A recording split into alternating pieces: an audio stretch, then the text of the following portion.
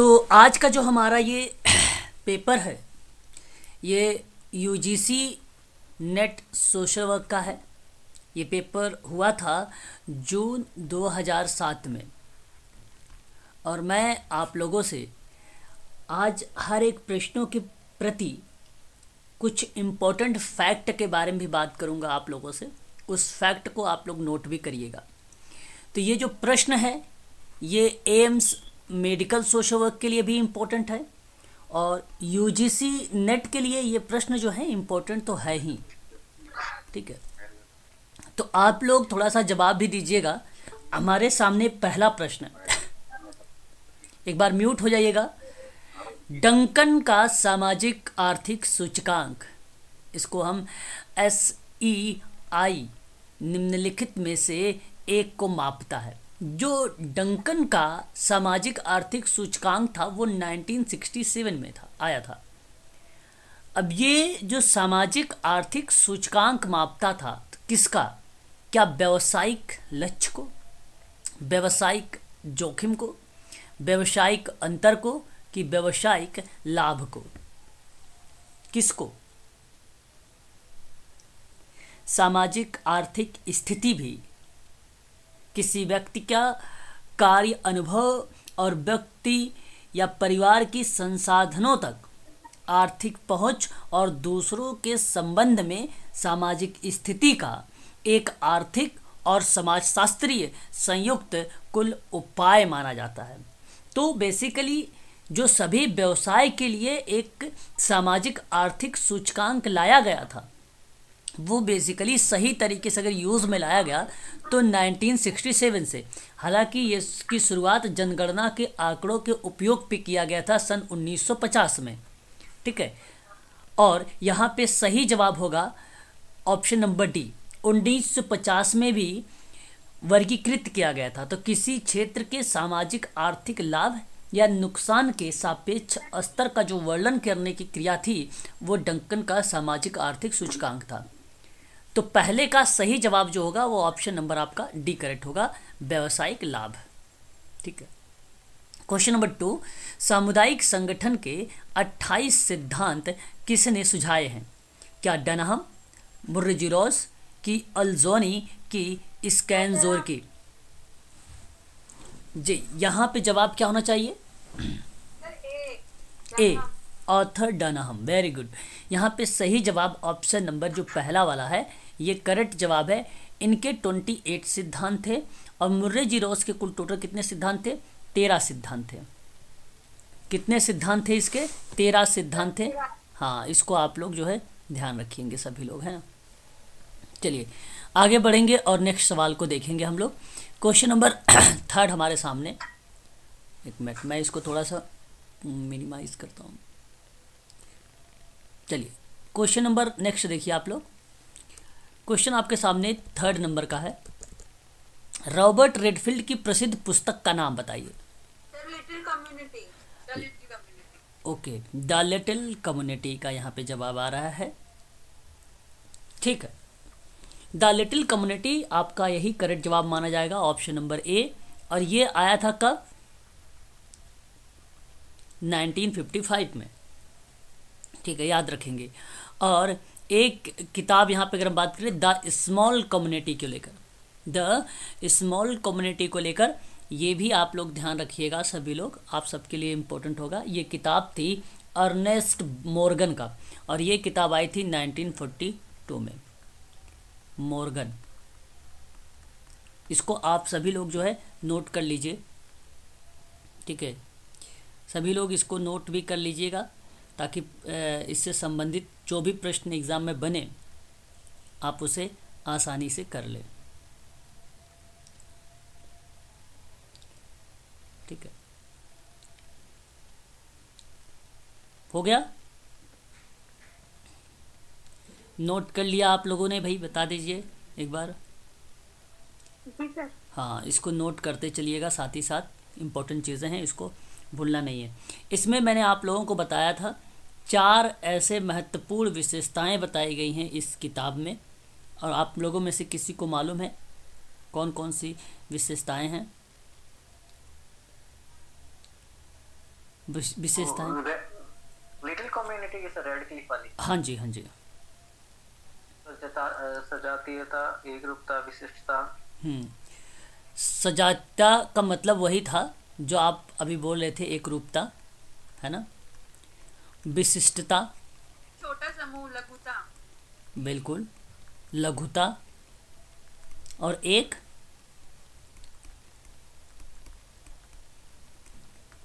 आत्मनिर्भरता। ठीक है, ये 4 ऐसे शब्द हैं जो पेपर में आप लोगों से पूछे जाते हैं। आपको ध्यान रखना है एक और चीज़ यहाँ पे, the little book of encouragement करके किताब आती है। अगर मैं आपसे बात करूँ, द लिटिल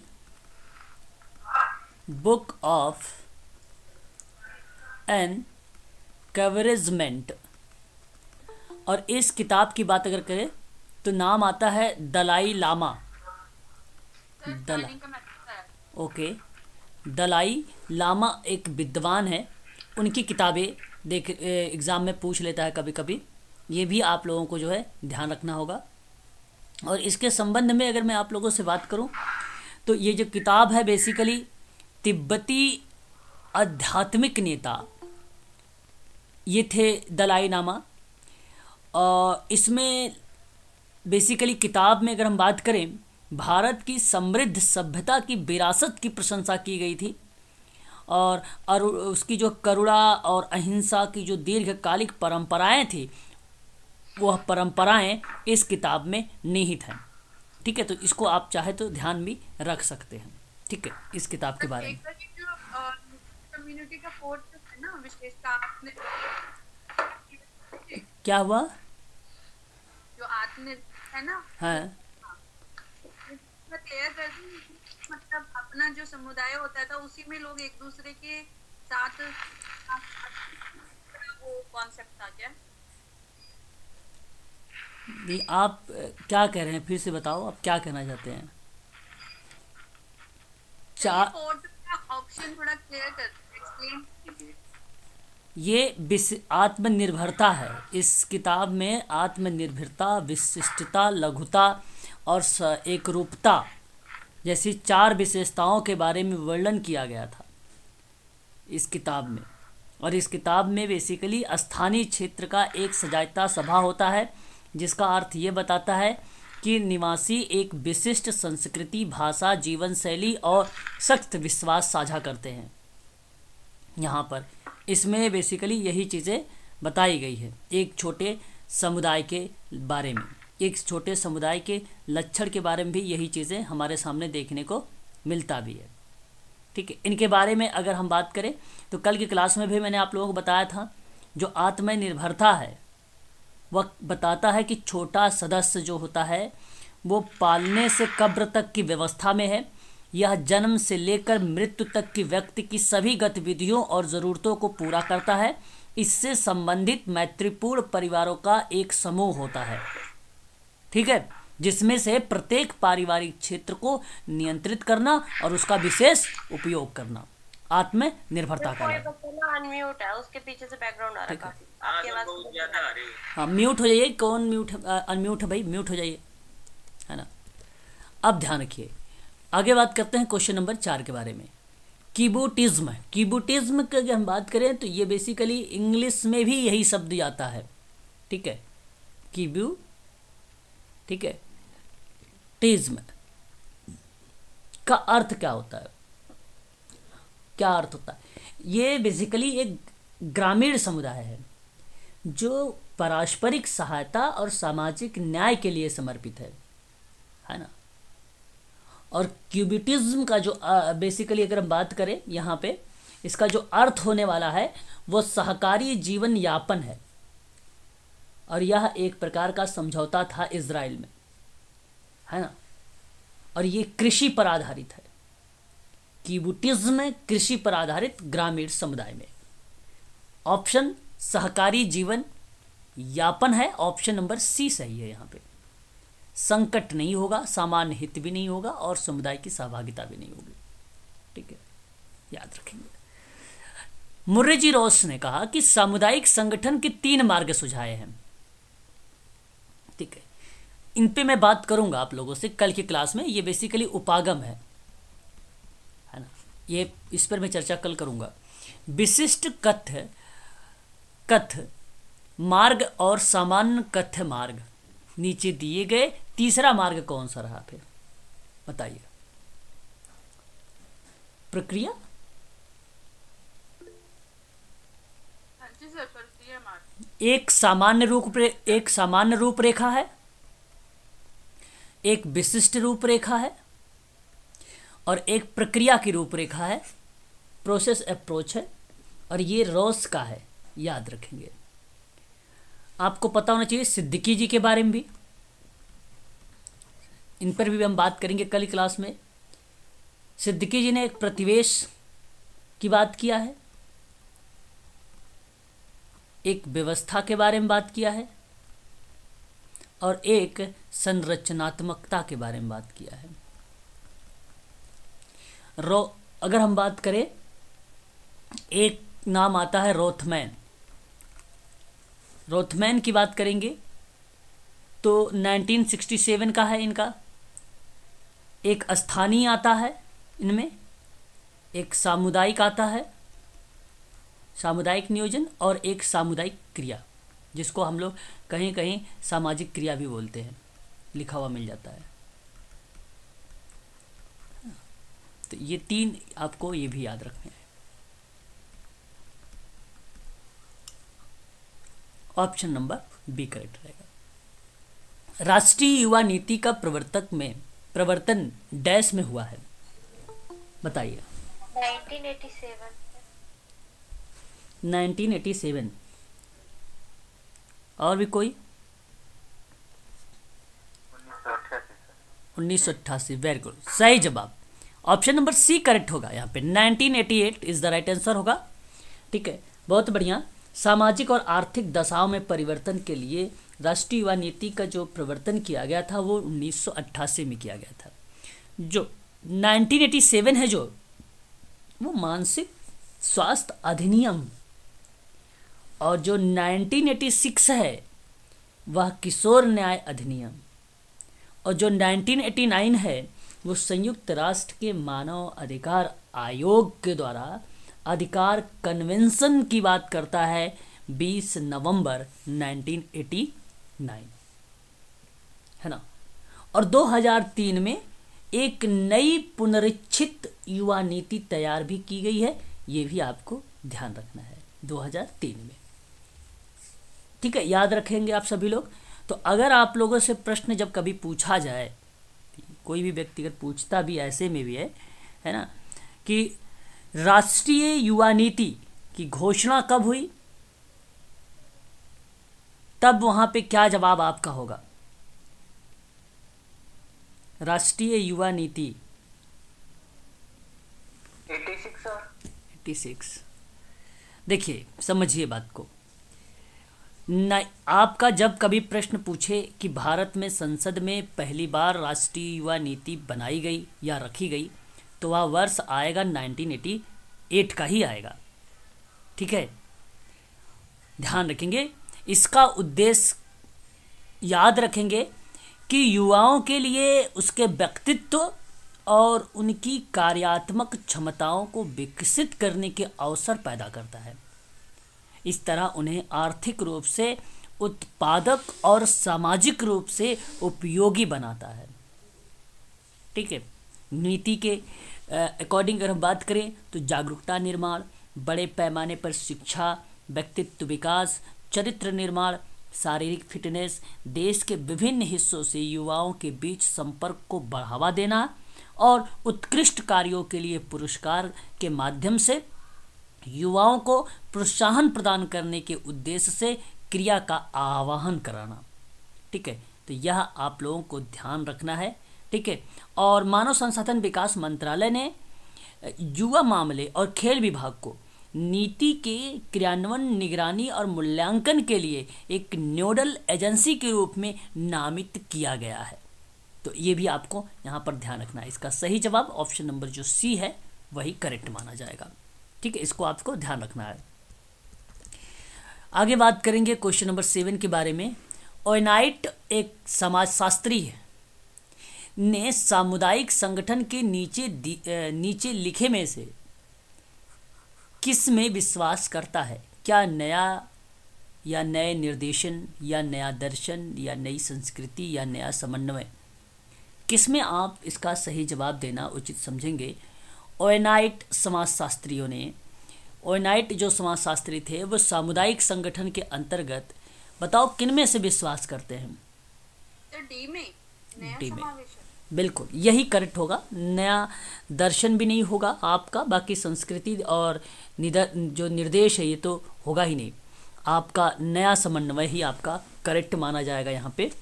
रॉबर्ट ओवेन की रिपोर्ट में व्यापक लेवल पर एक समाजवादी आंदोलन के बारे में जिक्र किया गया था और वहाँ ये भी चीज़ें बताई गई कि सामुदायिक प्रयोग जो है न्यू मोरल वर्ल्ड और ओवेन के नए सद्भाव के परिकल्पना पर उत्तराधिकार थे। तो बेसिकली लोग एक दूसरे से कोऑर्डिनेट होते हैं, सामुदायिक संगठन में एक दूसरे से लोग कोऑर्डिनेट होंगे तब जाके वहाँ वो प्रक्रियाएं जो है आगे बढ़ेगी। और सबसे पहले अगर ब्रिटेन में ओनाइट सोशियोलॉजिस्ट या आप कह लीजिए समाजशास्त्रियों के द्वारा ही समुदाय के बारे में बात की गई थी ब्रिटेन में। कहाँ पर? ब्रिटेन में। और भूमिका किससे लेकर था? नया कोऑर्डिनेशन को लेकर, आप कह लीजिए harmony. Option number D correct होगा, नया समन्वय। ठीक है।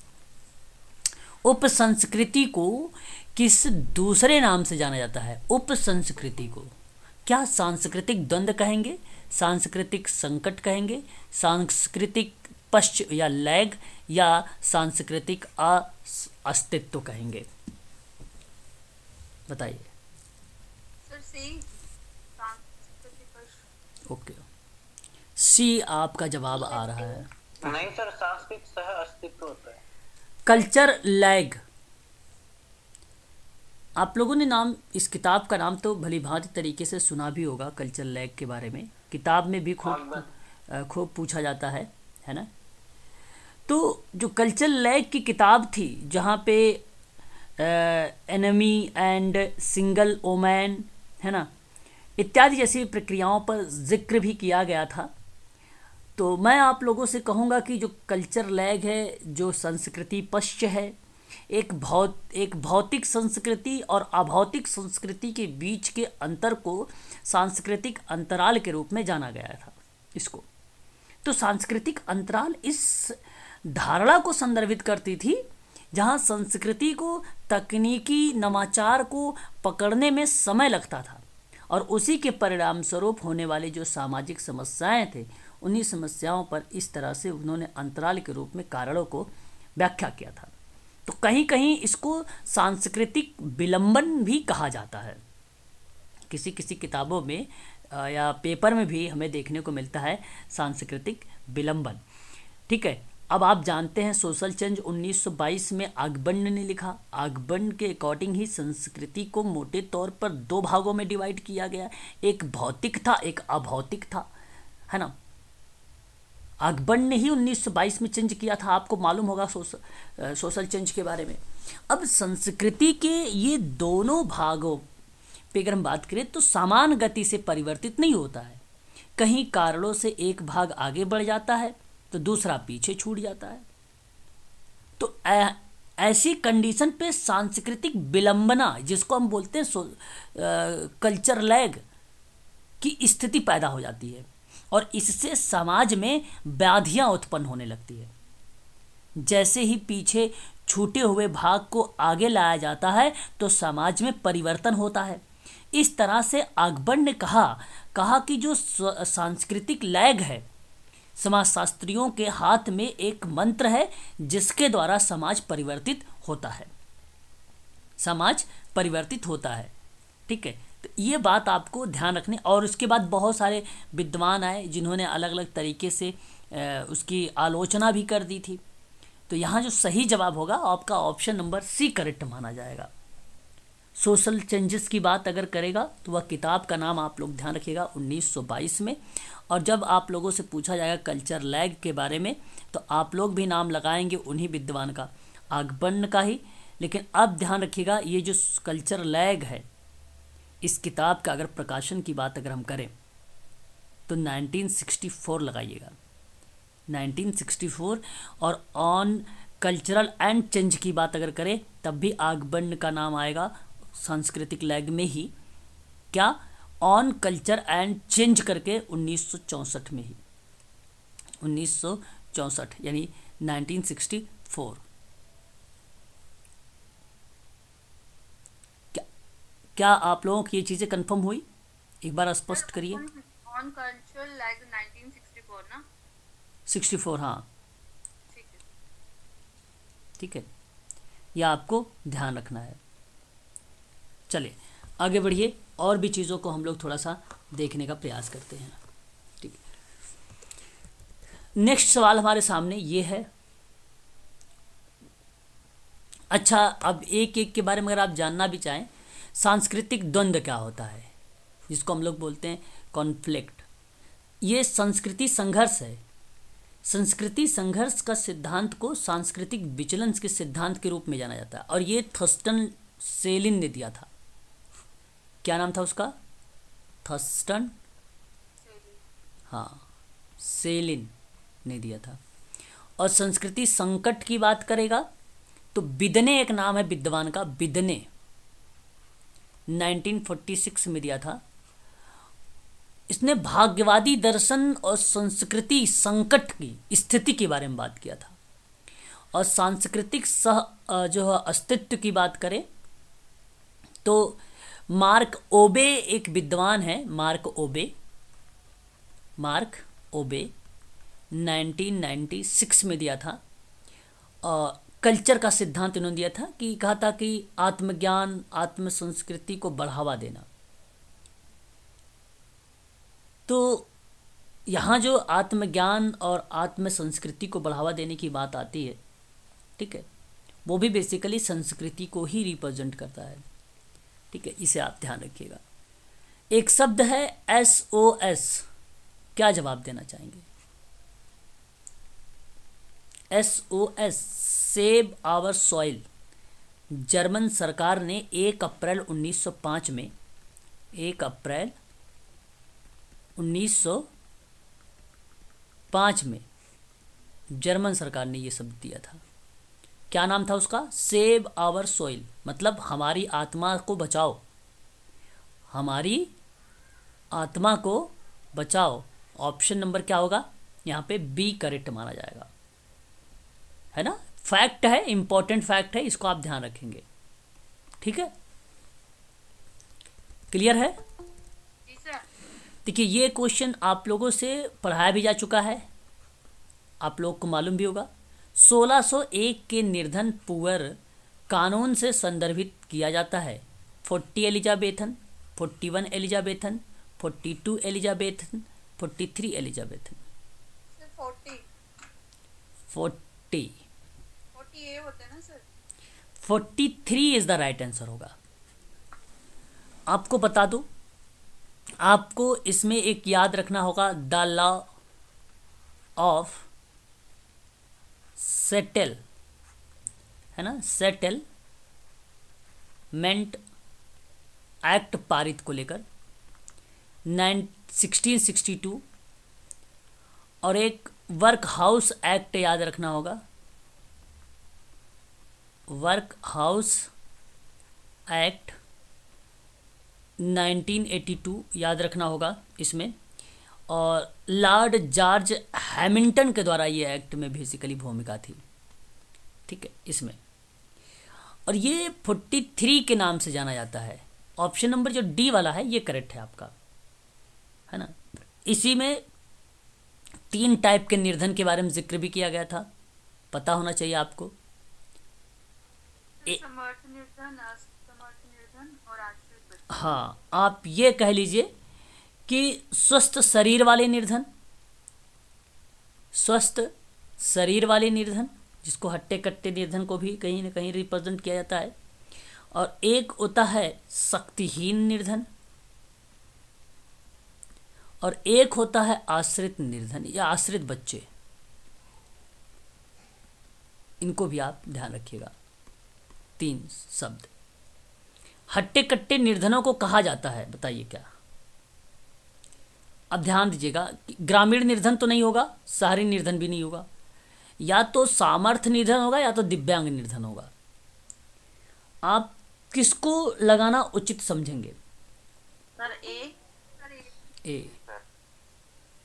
देखिए, एक मजबूत भिखारी एक ऐसा व्यक्ति था या है जो फिट और काम करने में सक्षम था, लेकिन इसके बजाय भी वह भीख मांगता है। एक सक्षम भिखारी या दान या राहत पाने वाला जो अपना जीवन यापन करने में सक्षम है। सामर्थ्य निर्धन कहा गया। बेसिकली एक दिव्यांग है, उनका ध्यान रखना या उसके लिए तैयार करना। तो दिव्यांग निर्धनों के लिए बहुत सारी जो है बनाई गई हैं कानून या एक्ट आया है, जिसके बारे में पढ़ा भी चुका हूँ। RPWD एक्ट काफ़ी इम्पोर्टेंट है दिव्यांग बच्चों के लिए, है ना। यहाँ एबल बॉडीड की बात जो हो रही है, ठीक है। एबल सामर्थ्य निर्धन, है ना। हट्टे कट्टे निर्धनों को कहा जाता है। ऑप्शन नंबर ए करेक्ट है। आपको अभी कल की क्लास में मैंने आप लोगों से बात किया था CCC के बारे में। ये वही CCC है, कम्युनिटी चेस्ट एंड कंपोनेंट। किससे संबंधित होगा ये? समुदाय संदूक, मैंने कहा था किट के नाम से भी जाना जाता है, संदूक के नाम से भी जाना जाता है, संसाधन। हाँ, ऑप्शन नंबर आपका ए ही करेक्ट रहेगा यहाँ पे, है ना। कल की क्लास में इस पे जिक्र हुआ था। सोशल केसवर की प्रभाव विषुणता, जिसको हम लोग प्रभाव विभुत्व का अध्ययन किसने किया है? आपके सामने 4 ऑप्शन है। एक फिस्टर जोयल है ना, फिस्टर जोयल।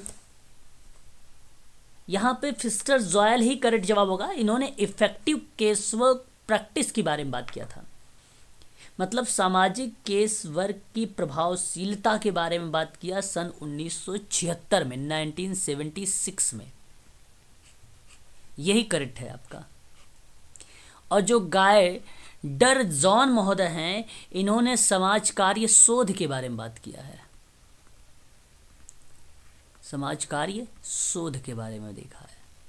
और जो ऑपेस्टेन इरविन महोदय हैं, इन्होंने research technique for clinical social worker के बारे में बात किया है, मतलब जो शोध की तकनीकी है, इस शोध की तकनीकी के लिए चिकित्सकीय सामाजिक कार्यकर्ता के बारे में बताया है।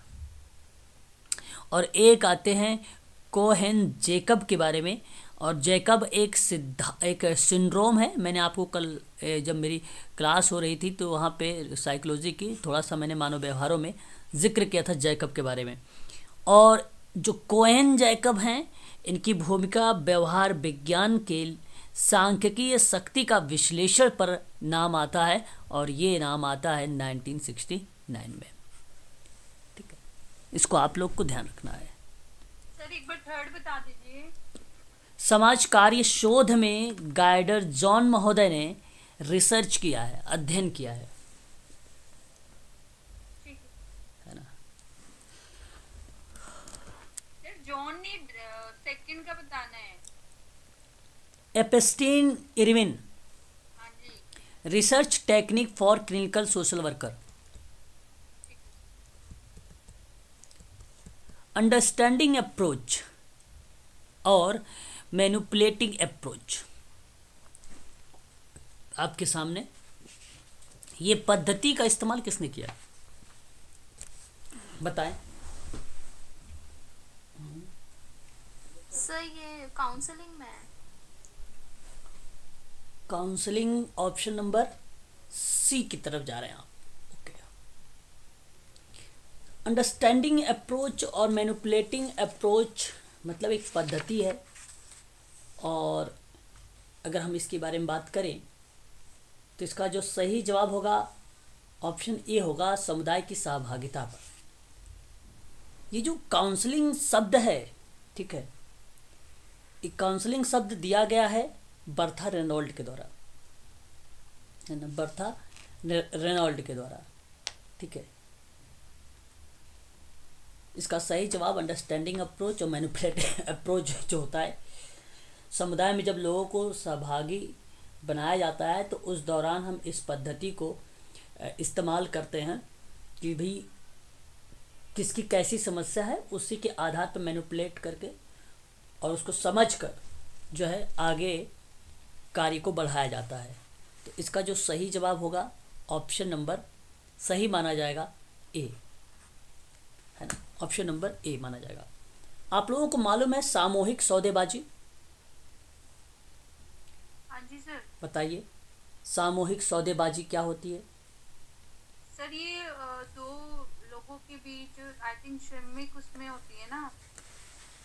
बिल्कुल, दो लोग, जैसे एक नियोक्ता होता है, एक श्रमिक होता है, और नियोक्ता और श्रमिकों के बीच किसी समस्या के लिए किया गया वार्तालाप की जो प्रक्रिया होगी, किसी समस्या के परिप्रेक्ष्य में, लेकिन है ना, किया गया वार्तालाप की जो प्रक्रिया होती है वही बेसिकली सामूहिक सौदेबाजी कहलाती है, या आप कह सकते हो सामूहिक सौदाकारी भी।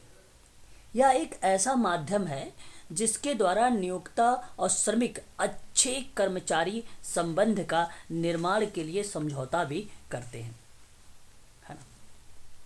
काफ़ी इम्पोर्टेंट ये पॉइंट है हम सब के लिए, एग्ज़ाम में पूछा जाता है। भारत में एक सामूहिक सौदेबाजी का जो प्रारंभ हुआ था तो सन 1947 में हुआ था। भारत में कब इसका प्रारंभ हुआ था? 1947। और इसमें आपको एक्ट भी पता होगा, एक औद्योगिक विवाद अधिनियम है, उसी अधिनियम का नाम इसके अंतर्गत हमें देखने को मिलता है ना। इस चीज़ को भी आपको पता होना चाहिए। है ना औद्योगिक विवाद अधिनियम 1947, ठीक है। तो अनेक वैधानिक कानून व प्रावधान भी बनाए गए जहां विभिन्न सरकारी योजनाएं भी इस व्यवस्था के विकास में सहायक सिद्ध हुई है, और भारत में श्रम संघों की अधिकता भी पाई गई है देखने को इसमें। अगर आपसे कोई पूछेगा अब तो आप बता देना कि जहां दो पक्षों द्वारा एक दूसरे के साथ मोल भाव यानी सौदा करने की प्रक्रिया से रिलेट हो रहा है वही सामूहिक सौदेकारी है या सौदेबाजी है। बस इतनी चीज़ें आप लोगों को यहाँ पर ध्यान रखना। और इससे संबंध में अगर इसी के आधार पर जब सोचेंगे तो आपका जो ऑप्शन रहेंगे वो सारी की सारी चीज़ें क्लियर होते रहेंगे, कोई दिक्कत वहाँ पे फिर आपको मिलेगी भी नहीं, ठीक है। आगे बात करेंगे और नेक्स्ट सवाल हमको हम देखेंगे। सवाल हमारे सामने ये है 15 नंबर का। सहकारी जीवन। सहकारी जीवन तो इजी है ना। सहकारी जीवन क्या है पता है आपको? नहीं मालूम? लोकतांत्रिक से संबंधित है ये सहकारी जीवन। ये एक प्रकार से अगर हम बात करें तो लोकतांत्रिक साधन का एक ऐसा प्रारूप होता है जो पारस्परिक सहायता पर आधारित है। ये तो बैंकिंग संस्था या स्वैच्छिक सहकारी संस्था को संगठित करके उसका संस्थागत तरीके से जब विकास करता है तो वही प्रक्रिया सहकारी जीवन कहलाती है ना। सहकारी जीवन कहलाती है। और सहकारी शब्द का अर्थ आप जानते ही साथ मिलकर काम करना सहकारी कहलाता है। और जब सहकारी मतलब साथ मिलकर काम कर रहे हैं तो परिप्रेक्ष्य ये रहा आपको कि जीवन को लेकर यानी सामाजिक आर्थिक सांस्कृतिक जैसी प्रतिक्रिया को संचालित करना वहाँ पे, ठीक है। तो वह आपका बन जाता है सहकारी जीवन। सरल है। महात्मा गांधी के कौन से जन्मदिन पर ICDS को प्रवर्तित किया गया था? अब देखिए महात्मा गांधी जी का वह कौन सा जन्मदिन था जिस समय ICDS, ध्यान रखिएगा ICDS, अब इसके बारे में पढ़ा चुका हूँ ICDS के बारे में और आपको पता भी होगा। 1975 में आया था ना। 2 अक्टूबर 1975 को आया था। बिल्कुल सही जवाब आपका। तो यहाँ इसका जवाब क्या होना चाहिए? इंटीग्रेटेड चाइल्ड डेवलपमेंट सर्विस का क्या मतलब बनना चाहिए? बनेगा भाई आपको मैंने कई बार पढ़ा रखा है इसके बारे में कि ये 6 इस योजना के अंतर्गत अगर हम बात करें अच्छा, ये 2 अक्टूबर आप इसे भी नोट कर लीजिए 1975। और ये बेसिकली 6 वर्ष तक के उम्र के जो बच्चे होंगे या जो गर्भवती महिला या स्तनपान कराने वाली महिला होगी, उसको स्वास्थ्य और पोषण और शैक्षणिक सेवाओं का एक एकीकृत पैकेज प्रदान करने की एक योजना है ये, है ना। ये तो आपको पता ही है ना। अब बात ये है आप सबके लिए कि इसके अंतर्गत जो है, जैसे समेकित बाल विकास योजना भी इसी को कहा जाता है ना, इसी को। अब इसी ICDS के अंतर्गत जो है एक आपका आता है आंगनबाड़ी सेवा योजना। आप जानते हैं आंगनबाड़ी सेवा योजना के बारे में। एक इसी के तहत आता है प्रधानमंत्री मातृ वंदना योजना। प्रधानमंत्री मातृ वंदना योजना आती है। अब प्रधानमंत्री मातृ वंदना योजना कब स्टार्ट की गई है, क्या किसी को मालूम है? 1 जनवरी 2017 को लॉन्च की गई है ना। 1 जनवरी 2017 को लॉन्च की गई है। बहुत इम्पोर्टेंट है, UGC में खूब पूछा जाता है ये सवाल। और यह योजना के अंतर्गत भी गर्भवती महिलाओं को सीधे उनके बैंक खाते में नगद लाभ प्रदान किया जाता है, ताकि बढ़ी हुई पोषण संबंधी ज़रूरतों को पूरा किया जा सके और वेतन हानि की जो आंशिक क्षतिपूर्ति है उसको भी पूर्ति कर दी जाए, है ना। एक आता है क्रेच, यानी राष्ट्रीय क्रेच योजना, जिसको हम शिशु गृह बोलते हैं। क्रेच को हम लोग क्या बोलते हैं? शिशु गृह बोलते हैं। और ये जो राष्ट्रीय क्रेच योजना है, ये भी 1 जनवरी 2017 को लॉन्च किया गया था। ये भी आपका 1 जनवरी 2017 को लॉन्च किया गया था। इसका उद्देश्य भी वही है कि कामकाजी महिलाओं के जो बच्चे हैं 6 माह से लेकर 6 वर्ष के आयु तक के बच्चों को दिन भर की जो देखभाल की सुविधा होगी वो प्रोवाइड कराई जाएगी उसमें। ये बात शिशु गृह योजना के अंतर्गत बात कही गई थी, ठीक है। ये भी आपको ध्यान रखना है। इसके अंतर्गत एक आता है किशोरियों के लिए योजना। किशोरियों के लिए योजना का मतलब 11 से 14 वर्ष की आयु के स्कूल के अतिरिक्त भी किशोरियों के पोषण, जीवन कौशल, घरेलू कौशल प्रदान करना और सामाजिक स्थिति को सशक्त बनाना है और उसको सुधारना है। और जो समेकित बाल विकास सेवा के अंतर्गत जो आप किशोरी योजना की बात कर रहे हैं आप लोग, किशोरी योजना का, उसके अंतर्गत अगर हम बात करें तो 2016 और 17 में इसी परियोजना को एक अम्ब्रेला स्कीम के माध्यम से जो है यूज में लाया गया था। अम्ब्रेला स्कीम के माध्यम से इसको यूज में लाया गया था। एक आता है आपका बाल संरक्षण योजना भी आती, कठिन परिस्थितियों में बच्चों को सुधार और कल्याण हेतु योगदान देना। पोषण अभियान एक आया है, आपको मालूम होगा, ठीक है। तो ये चीज़ें हैं, इसको आपको ध्यान रखना है। बाकी एक राष्ट्रीय स्वास्थ्य मिशन की जो भूमिका है वो भी 2013 में देखने को मिली है। मध्यमान भोजन योजना है जो 1995 में शुरुआत की गई थी, है ना। तो ये सारी चीज़ें हमें ध्यान रखना पड़ेगा। अब प्रश्न ये है कि महात्मा गांधी जी के कौन सा वह जन्मदिन था, ठीक है, जिस समय इसकी जो है परिवर्तित किया गया था, ICDS को परिवर्तित कर दिया था। पता है आपको वह जन्मदिन था कौन सा? 105 नंबर का, यानी ऑप्शन नंबर A। 105 सर। हाँ, 105 नंबर का था और यही आपका करेक्ट जवाब हो जाएगा, 105। भारतीय संविधान की कौन सी धारा, देखो यहाँ अगर अनुच्छेद होता तो आप बहुत अच्छे से समझ जाते, है ना। तो कौन सा धारा 45 बच्चों के मुक्त शिक्षा का प्रावधान की बात करता है? बिल्कुल, यहाँ पे अगर आपने जवाब दिया है अनुच्छेद नंबर 45 तो सही जवाब है।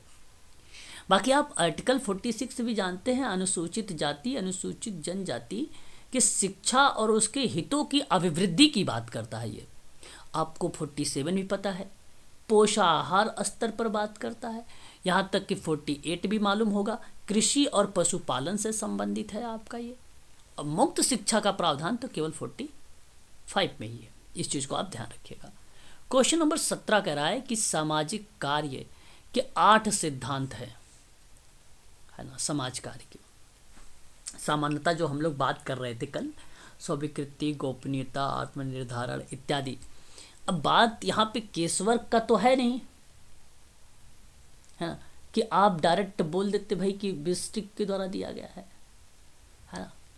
लेकिन जब हम बात करते हैं एचबी ट्रेकर के बारे में, तो ये नाम तो स्पष्ट हो गया कि इनके 10 सिद्धांत हैं और ये सिद्धांत समूह कार्य को रिप्रेजेंट करते हैं, है ना, ये तो स्पष्ट है आपको। कोनोफ्का बेसिकली सामाजिक समूह कार्य के अंतर्गत आते हैं और ये लेके आते हैं एक सहायक प्रक्रिया है। समाज कार्य जो सामाजिक समूह कार्य है, मतलब इसमें आप ये कह लीजिए कि सोशल ग्रुप वर्क आ हेल्पिंग प्रोसेस शायद आपने किताब का नाम भी सुना भी होगा और देखा भी होगा, 1971 का है, ग्रुप वर्क से है। साथ साथ इन्होंने जो है साहस और प्रेम एक किताब और लिखा था, सन 1988 में लिखा था गेसल कोनोफ्का ने। अब गेसल कोनोफ्का का भी नाम पता हो गया। अब बात करते हैं खिदुका के बारे में। खिदुका बेसिकली इन्होंने profile in interaction social work के बारे में बात करते हैं, यानी समाज कार्य के अंतर्गत अंतःक्रिया की अवधारणा या अंतःक्रिया की प्रोफाइल पर बात करने वाले अगर कोई विद्वान है तो उनका नाम है खिदुका। सर ये बुक आई थी क्या, प्रोफाइल इन इंटरेक्शन? हाँ, ये बुक ही समझो है, इंटरेक्शन है ना, बुक ही है इनकी। और हैमिल्टन ही बचे आपके पास गार्टन हैमिल्टन, और गार्टन हैमिल्टन समाज कार्य में केस वर्क के सिद्धांत पर बात करने वाले विद्वान है। और यही जो theory and practice social case work की बात मैं कर रहा हूँ, इन्हीं सिद्धांतों को जो है बेसिकली समाज कार्य के सिद्धांत के नाम पे भी जाना जाता है और लोग यूज भी करते हैं गार्टन हैमिल्टन का। तो ऑप्शन नंबर आपका यहाँ पे सी वाला ही सही रहेगा। ठीक है। बाल न्याय अधिनियम का प्रवर्तन किया गया है 2001 में, 2002 में, 2003 में, 2004 में। देखिए, भारत में बाल न्याय अधिनियम आपको मालूम होना चाहिए, बाल न्याय अधिनियम आपको मालूम होना चाहिए 1986। आपको संशोधन पता होना चाहिए 2000।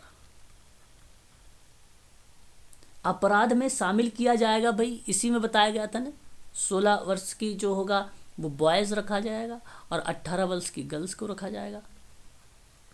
सर 2002। अब देखिए, यहाँ आपको जवाब जो देना है वो 2000 तो ऑप्शन में है ही नहीं। ऑप्शन आपको यहाँ पे प्रवर्तन किया गया है 2001, है ना, यहाँ पे 2001 फिर होगा आपका। ठीक है, बाल न्याय अधिनियम का प्रवर्तन 2001, आप इसी को मान लीजिए, क्योंकि इस अधिनियम में जो है बच्चों की देखभाल और संरक्षण अधिनियम के नाम से अगर जाना गया तो 2000 को ही जाना गया है। ठीक है, ठीक है ना, तो आप इसको ध्यान रखिएगा, 2001 ही आपका यहाँ पे करेक्ट जवाब होगा। ठीक है, 2001 ही आपका यहाँ पे करेक्ट जवाब होगा। हालांकि उसके बाद फिर किशोरों की बच्चों की देखभाल और संरक्षण एक्ट 2015 के रहा, जहाँ पे इन्होंने सिविल अदालत द्वारा एडॉप्शन के आदेश देने के बाद बच्चों का एडॉप्शन पूरा किया गया। फिर बिल वगैरह का प्रावधान आया।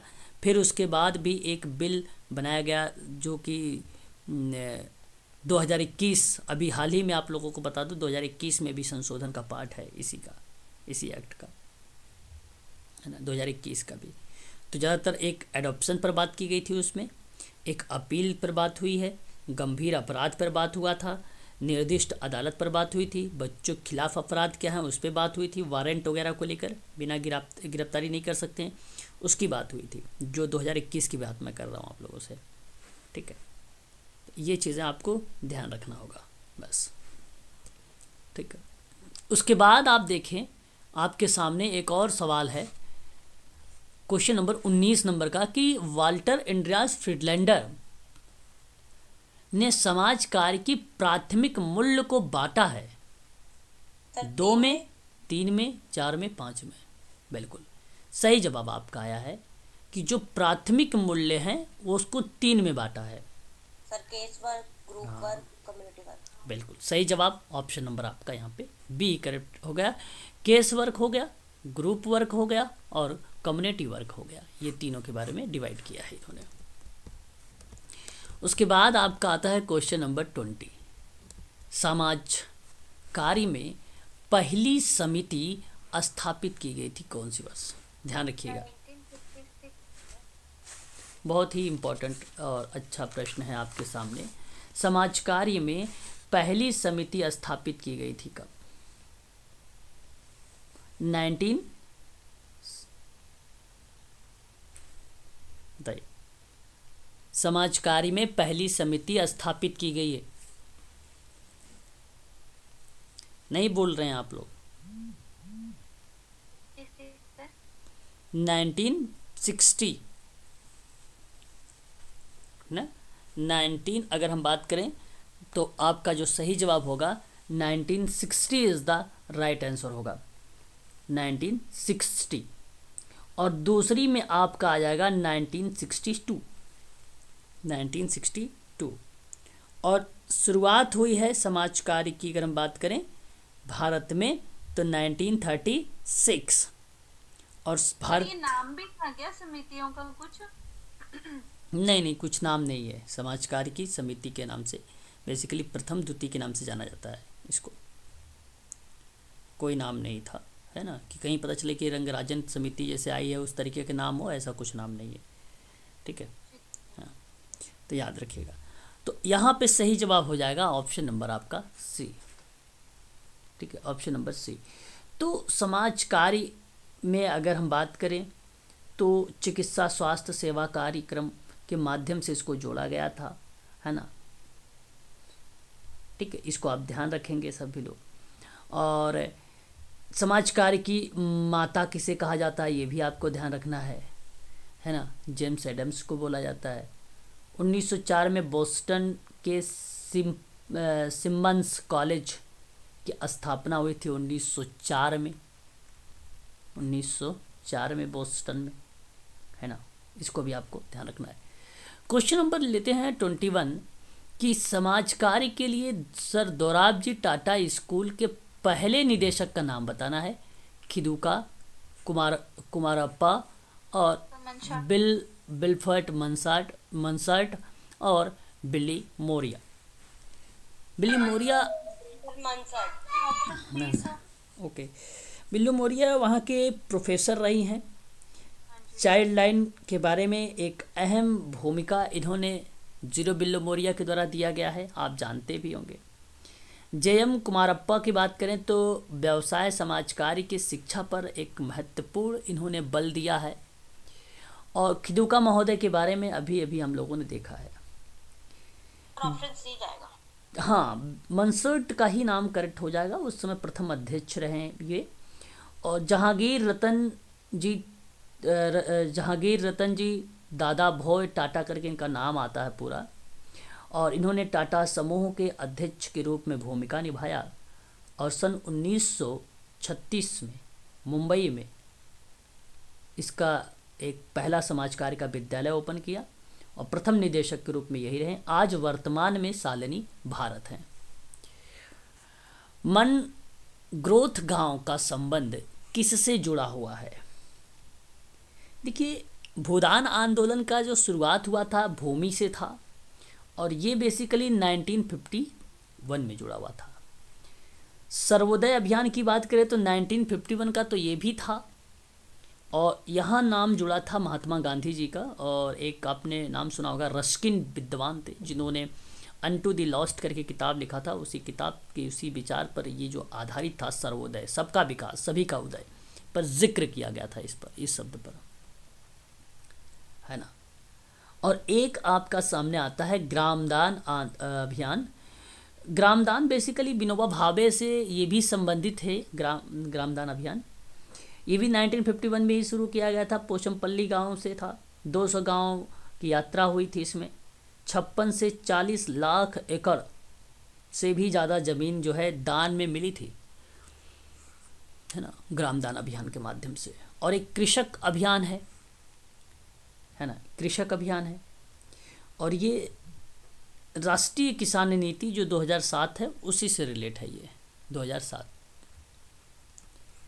तो मन ग्रोथ गांव किससे संबंधित होगा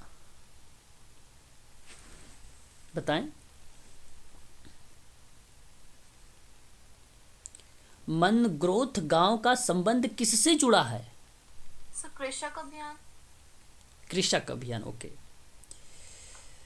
देखिए यहाँ अगर हम बात करें, जो यहाँ शब्द है आपके सामने मन ग्रोथ का शब्द, ये ग्राम दान अभियान, ग्राम दान अभियान से जुड़ा हुआ है। इसका सही जवाब जो होगा ऑप्शन नंबर, सॉरी कृषक से ही होगा, है ना, कृषक से ही होगा, कृषक अभियान से ही होगा। ऑप्शन नंबर आपका डी करेक्ट रहेगा। D is the right answer होगा, डी करेक्ट रहेगा आपका यहाँ पर, ठीक है। इसको आपको ध्यान रखना है। पोचमपल्ली गांव से ग्रामदान जुड़ा हुआ है ना। क्षमता और समता में वृद्धि होती है, बताएं। महिला सशक्तिकरण की, समुदाय सशक्तिकरण की, अपंग सशक्तिकरण की, कि बाल सशक्तिकरण की, बताएं। बी कह रहे हैं आप कि जो क्षमता और समता में वृद्धि होती है वो समुदाय सशक्तिकरण की होती है। यही सही जवाब है, ऑप्शन नंबर आपका बी, है ना।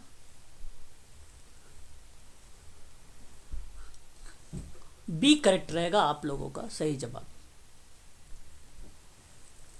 बी करेक्ट है। सामाजिक क्रिया विधि की मान्यता दी है। कार्यवाही का मतलब होता है क्रिया। गार्टन हैमिल्टन आपको पता हो चुका है केस वर्क से है ना। और मैरी रिचमंड का नाम प्रचार प्रसार विधान का जब नाम हम पढ़ते हैं परिभाषा, तो 1922 में इन्हीं की परिभाषा आती है सोशल क्रिया में। मैं जब सोशल क्रिया कराऊंगा तो इनकी परिभाषा लेकर आऊंगा सामने, देख लीजिए। सामाजिक क्रिया विधि की मान्यता दी है तो मैरी रिचमंड ने, फिर्क के द्वारा नहीं है, और फ्राइलैंड जो है ये बेसिकली फ्रीडलैंडर ही हैं, है ना। ऑथर फ्रिक का नाम यहाँ पे है, ठीक है। एलिटिस्ट एसोसिएशन एक्शन और पॉपुलर सोशल एक्शन शब्द किसने प्रचलित किया है? सर 24 का आंसर क्या है, क्या बताया आपने? Mary Richmond. Okay sir. जरा एक बार मुझे ये सवाल का जवाब बताएं आप लोग, है ना। Elitist social action and popular social action,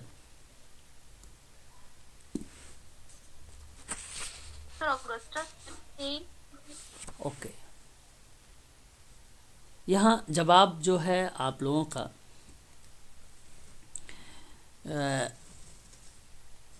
Augustus की तरफ आ रहा है, गलत जवाब है, ठीक है। देखिए आपने एक नाम सुना होगा, अगर आपने MSW अच्छे से पढ़ा होगा तब, जब आप सामाजिक क्रिया पढ़े होंगे तो उस सामाजिक क्रिया के मॉडल भी पढ़े होंगे। एक तरफ लोकप्रिय मॉडल हुआ करता था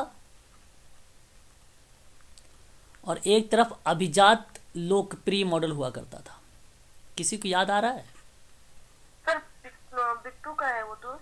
हाँ, बिट्रो is the right answer, option number B सही जवाब। 1984 में बिट्रो के द्वारा दिया गया था, यही बी ऑप्शन में लिखा हुआ है, बिट्रो, है ना, वही बिट्रो लिखा हुआ है ये, ठीक है। तो जो एक पॉपुलर मतलब लोकप्रिय है ये, है ना, और एक एलिटिस्ट जो सोशल एक्शन है, ये आपका अभिजात सामाजिक क्रिया का मॉडल है, और यह मॉडल दिया गया था जो है बिट्रो के द्वारा। ऑप्शन नंबर आपका सही रहेगा, सन 1984 में बी वाला ऑप्शन, ठीक है, यही आपका करेक्ट रहेगा।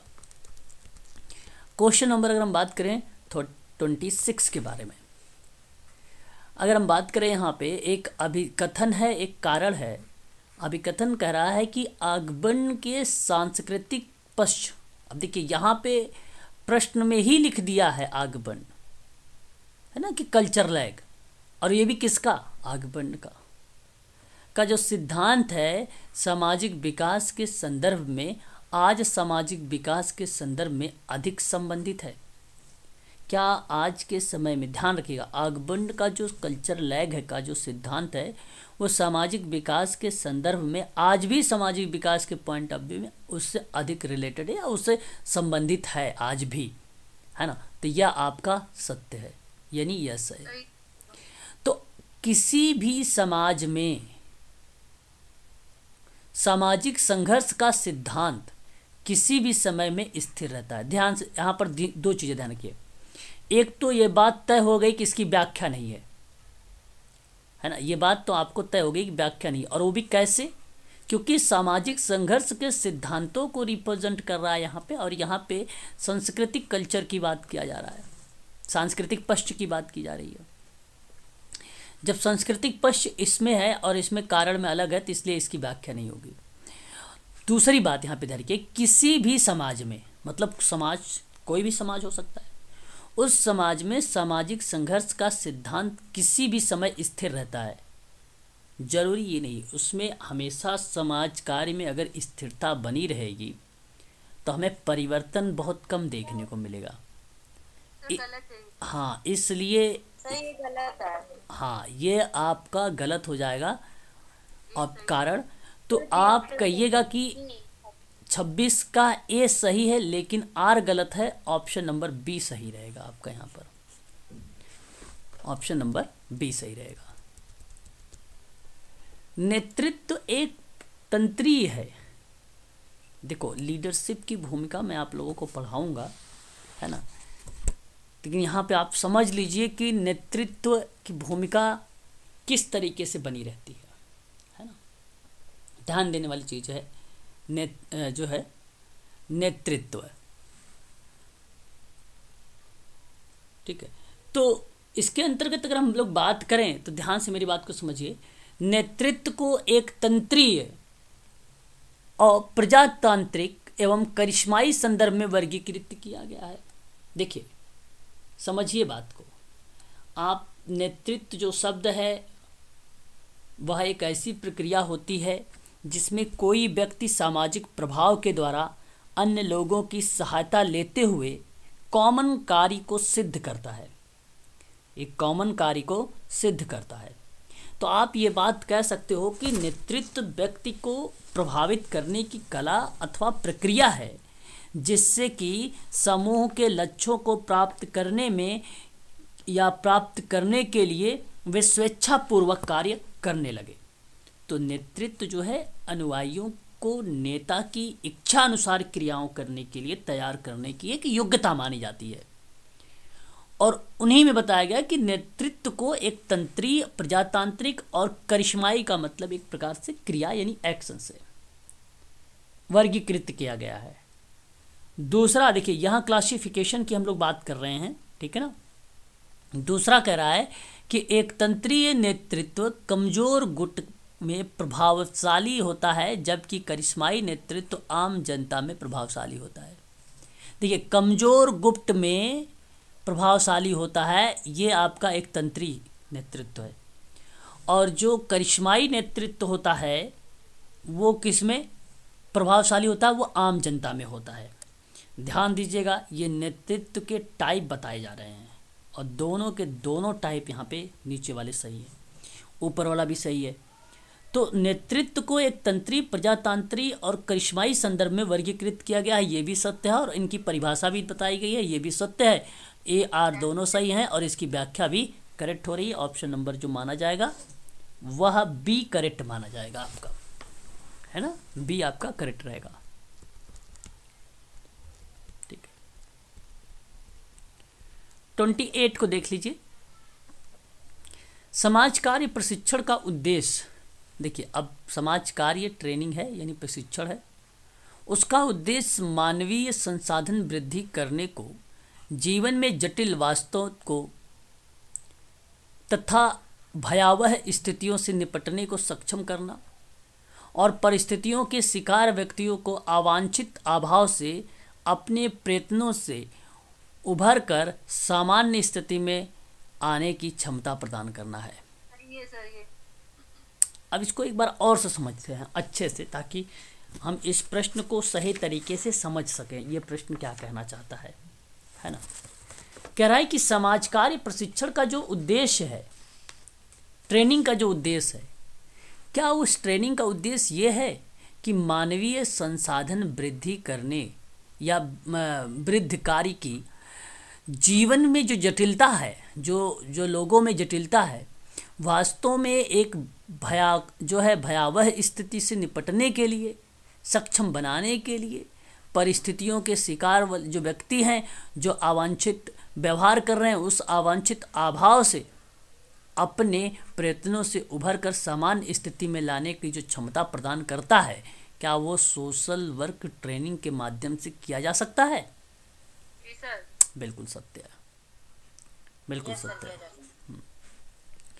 फिर कहता है कि अब देखिए, ये ट्रेनिंग की बात हो रही थी, अब यहाँ बात होने वाली है आप लोगों से व्यावसायिक सामाजिक कार्यकर्ता, यानी अब आप सबकी बात होगी।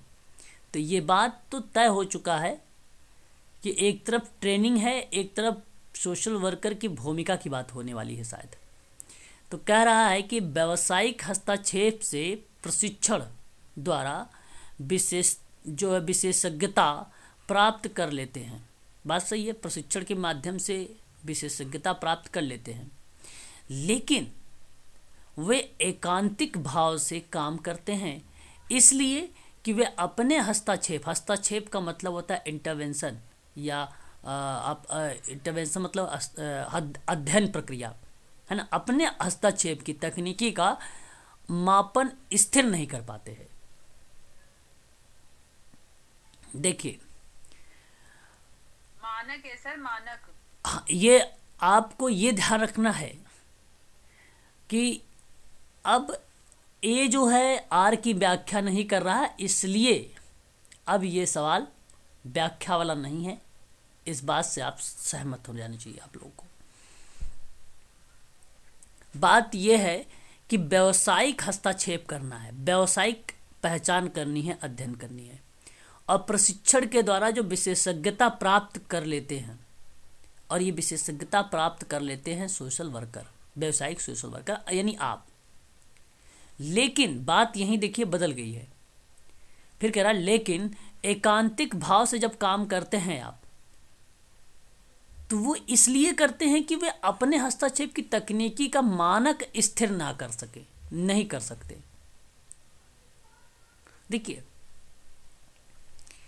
आपको बता दूं, एकांतिक भाव से काम करते हैं इसलिए वे अपने हस्तक्षेप की तकनीकी का मानक स्थिर नहीं कर सकते। यहाँ पे कंडीशन पूछा गया कि स्थिर नहीं कर सकते हैं, और ये बात सत्य है। और यहाँ लेकिन शब्द लिखने की वजह से स्टेटमेंट, ये प्रश्न आपको दूसरी तरफ घुमा दिया है ना।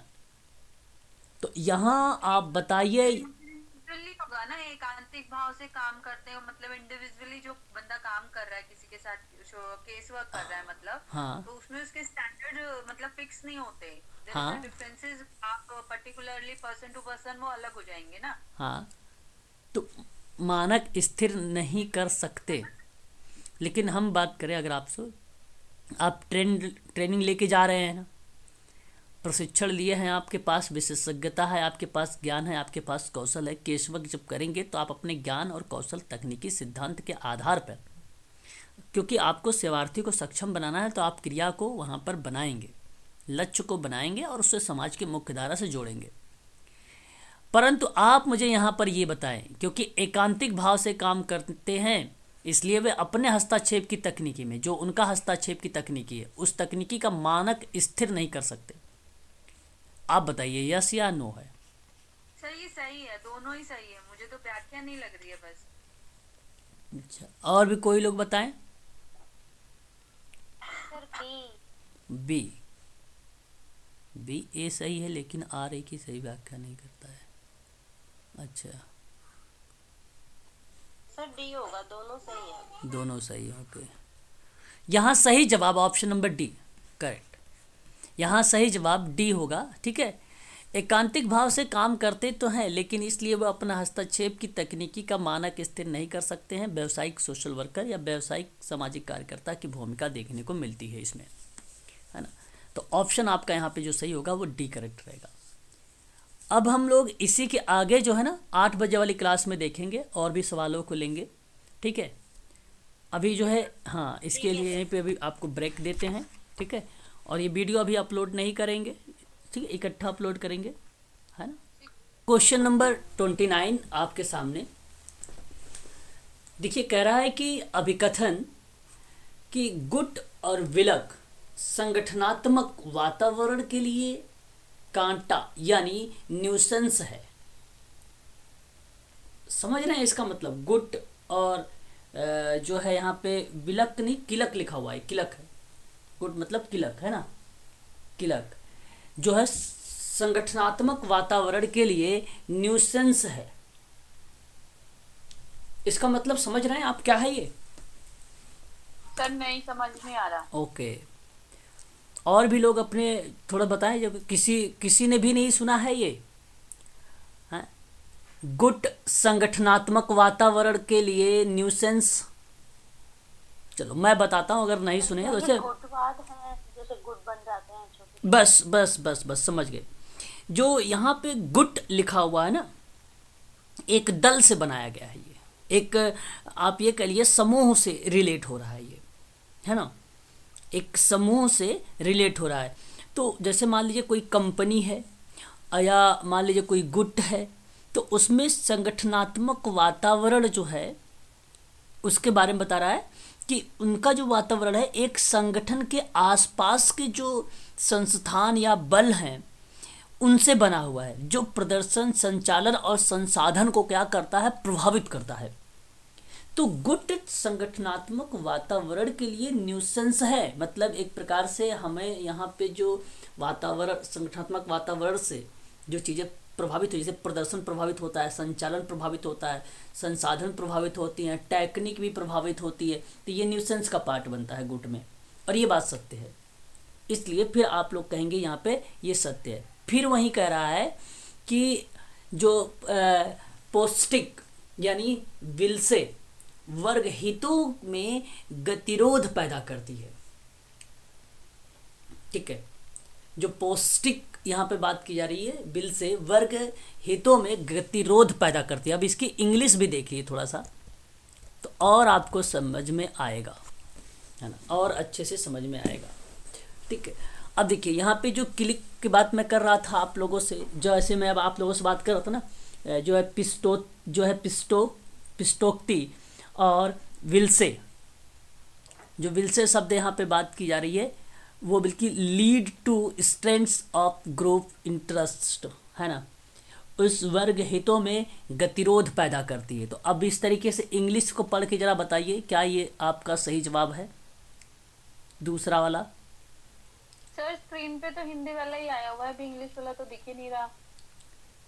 किल से आप दिखाई नहीं दे, ये देखो CL किल से, यहाँ पे किल से लिखा हुआ है, ये किल से लिखा हुआ है सर हिंदी वाला ही क्वेश्चन दिख रहा है, एक इंग्लिश मिनट। वाला नहीं दिख रहा। अब हाँ अभी दिख रहा है। ओके, देखिए ये जो शब्द आप देख रहे हैं ना किल से इंग्लिश में, इसका मतलब जो है इतनी बार दोहराई जा चुकी युक्ति जिसका अब कोई अर्थ या जिससे कोई रुचि ना रह जाए, घिसी पिटी युक्ति, ये बेसिकली घिसी पिटी युक्ति। तो lead to strengths of group interest, है ना, ग्रुप इंटरेस्ट। मैं आप सबसे कहूँगा कि ये भी आपका सत्य है, और यही कारण है कि जो clique is a nuisance to organisation environment की बात कर रहा है, ये इसको रिलेट करता है ऑप्शन ए को।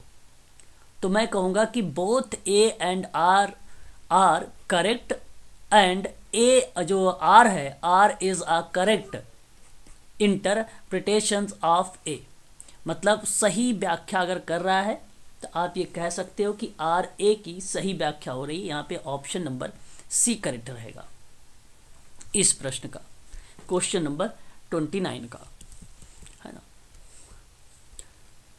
देखिए मानव वृद्धि, क्वेश्चन पेपर कौन सी ईयर का है? देखिए यहाँ पे लिखा हुआ है जून 2007। 2007।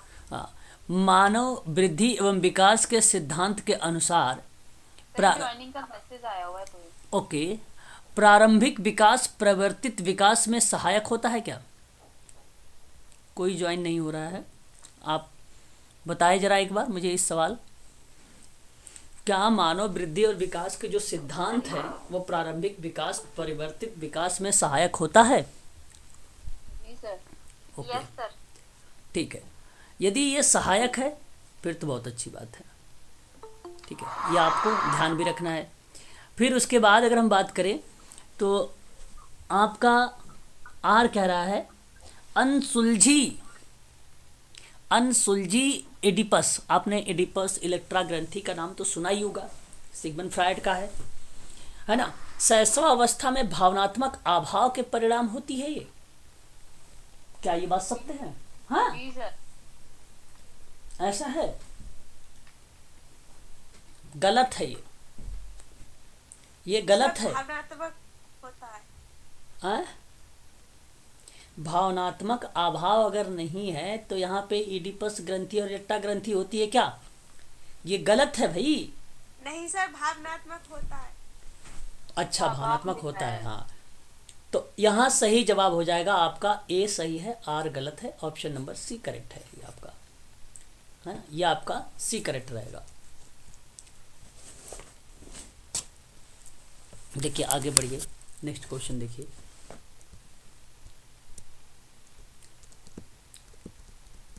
सही शब्द को पहचानो।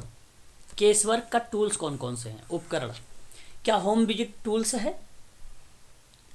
होम विजिट क्या सोशल केस वर्क के दौरान यूज किया जा सकता है?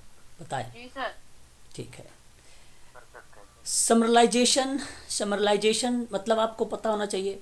जनरलाइजेशन जो शब्द आता है सामान्यकरण वगैरह के लिए, क्या समरी वगैरह के लिए हम यूज कर सकते हैं इसको भी? ठीक है। हाँ जी। रिकॉर्डिंग क्या आप रखेंगे?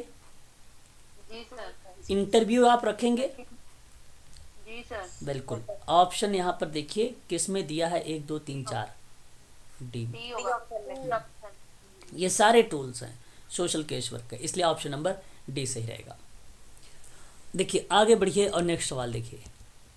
ये मैक्सेस पुरस्कार हैं, मैक्सेस पुरस्कार हैं। इस सही उत्तर को पहचानना है हम लोगों को, है ना। तो देखिए ये जो मैक्सेस पुरस्कार हैं अगर हम बात करें तो विनोबा भावे जी को मिला था, आपको बता दूं, कम्युनिटी लीडरशिप में मिली थी, और ये मिला था उनको 1958 में। विनोबा भावे जी को अगर पूछा जाए पेपर में, 1958 में मिला था। किसको लेकर मिला था? जब कम्युनिटी लीडरशिप की भूमिका निभा रहे थे तब, है ना। याद रखेंगे आप सभी लोग इसको, ठीक है। एक मणिभाई देसाई हैं, मणिभाई देसाई हैं, और मणिभाई देसाई को पब्लिक सर्विसेज के लिए मिला था सन 1982 में, 82 में। और एक बानू जहांगीर कोयाजी एक महिला हैं, इनको भी दिया गया है, सन 1993 में मिला था। और मेघा पाटेकर का तो आपको मालूम ही होगा, नर्मदा बचाओ आंदोलन में इनको मिला है, नर्मदा बचाओ आंदोलन में मिला है ना। और इनको अगर हम बात करें, इनको और उस समय महात्मा फूले को भी, महात्मा फूले को और मेघा पाटेकर को, दोनों लोगों को एक साथ मिला था 1994 में, है ना।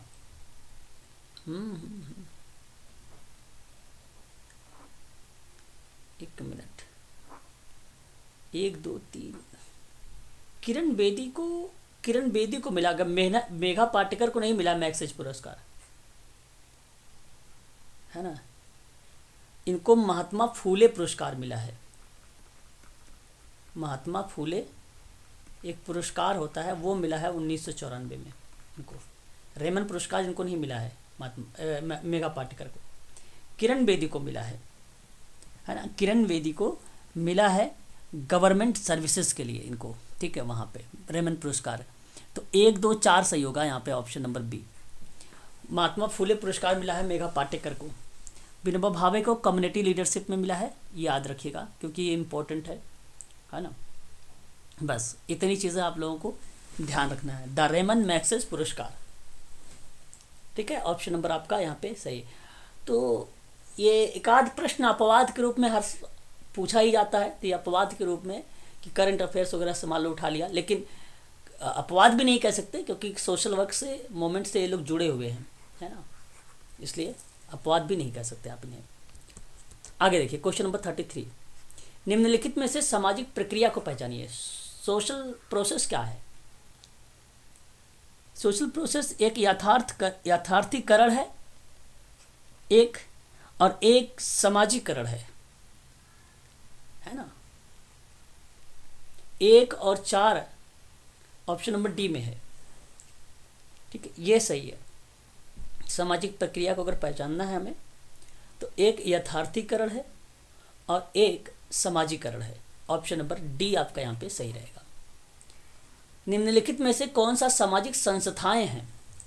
जाति है, परिवार है, सामाजिकरण है, शिक्षा है, क्या है? परिवार। परिवार है, चलो चौथा क्या है? डी ऑप्शन नहीं हो रहा। D option. क्या है? सामाजिकरण भी है, शिक्षा भी है। सर ऊपर करो ना, दिखनी नहीं करो। सर आपको नहीं ये स्लाइड ऊपर करिए थोड़ी सी। बस नहीं हो रहा, सर नहीं हो गया अभी भी। रुक जाओ, अच्छा रुक जाओ। हो गई सर, हो गई। ऑप्शन में जो 2 और 3 जो 4 ऑप्शन में दिया गया है ये सही है आपका, ठीक है। परिवार भी है, सामाजिकरण भी, शिक्षा भी है, ये संस्थाएं हैं सामाजिक, है ना। अब देखिए सही आपको क्रम चुनना है, मैं इसको पढ़ा चुका हूँ। ब्लॉक प्लेसमेंट, ओरिएंटेशन विजिट और कंकरेंट विजिट या कंकरेंट फील्ड, क्या आप यहाँ इनमें से कौन सा लगाएंगे? पहले ओरिएंटेशन लगाएंगे कि करंट लगाएंगे कि ब्लॉक प्लेसमेंट लगाएंगे? पहले क्या लगाएंगे? ओरिएंटेशन पहले होगा। Orientation sir B number.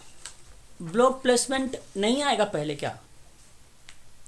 Sir orientation पहले होता है। देखो ब्लॉक प्लेसमेंट के अंतर, पहले तो ब्लॉक प्लेसमेंट होता है ना, उसी के तो अंतर्गत आते हैं ना ओरिएंटेशन, कंकरेंट, केस वर्क, सम्मेलन, फिर उसके बाद ग्रुप वर्क, फिर ग्रुप सम्मेलन, फिर व्यक्ति का इवेल्युएट। तो ब्लॉक प्लेसमेंट सही होगा आपका, नंबर होगा। हाँ जी, ए नंबर होगा ना। सही क्रम चुनिए। यहाँ पे अधिग्रहण, अभिकरण के जो है अभिकरण के उद्देश्य स्पष्ट करना, प्रवेश सीट भरना, फिर श्रवण मतलब सुनना, है ना, फिर सुनना, अभिकरण के उद्देश्य स्पष्ट करना, अधिग्रहण, फिर प्रवेश सीट भरना। सी होगा सर। सी, ये सब प्रवेश सीट पहले सुनना होता है, बी सर, बी होगा पहले बी होगा सर। हाँ पहले श्रवण होगा। हाँ, पहले श्रवण होगा, पहले सुनना, लिसनिंग। ऑप्शन नंबर आपका सही रहेगा यहाँ पे बी वाला, ठीक है, बी वाला आपका सही रहेगा। सर ये किस यूनिट से होगा? हाँ जी, सर ये मतलब ये नेटवर्क किस यूनिट में दिया होगा? ये प्रश्न किस यूनिट में दिया गया है? नहीं सर प्रश्न मतलब जैसे कि किसी यूनिट से होगा ना कंटेंट, फिर उसके बाद प्रश्न बना। अरे बात यूनिट से उठाया गया। वही बात मैं कह रहा हूँ, ये अभ्यास पर आधारित है। अभ्यास अगर हम बात करें यूनिट नंबर 9 और 10 प्रैक्टिस पर है ये। ओके। सही क्रम को, श्रवण को लिसनिंग बोलेंगे। लिसनिंग, हाँ, सही क्रम को भरिए, जरा क्रम रखिए। अध्ययन लगाओगे, निदान, संपत्ति, निदान के अध्ययन की समाप्ति। सर ये ऑप्शन पहले अध्ययन, फिर निदान, फिर उपचार, फिर समाप्ति। अच्छा, ऑप्शन नंबर ए को लगा दे। ये ऑप्शन आएगा। हाँ, ये ऑप्शन सही होगा, सही है। सही क्रम चुनिए। पहले आंकड़ा विश्लेषण होगा, फिर आंकड़ा का संकलन होगा, कि पहले संकलन होगा फिर विश्लेषण होगा, गलत हो गया अभी। शीर्षक, अब देखो संकलन है फिर विश्लेषण है, गलत हो जाएगा। आंकड़ा विश्लेषण है फिर शीर्षक है, फिर ये आपका ऑप्शन ए सही होगा कि ऑप्शन सी सही होगा? इस option C sir. Option C. Yes sir. Okay, option C, option C सही है।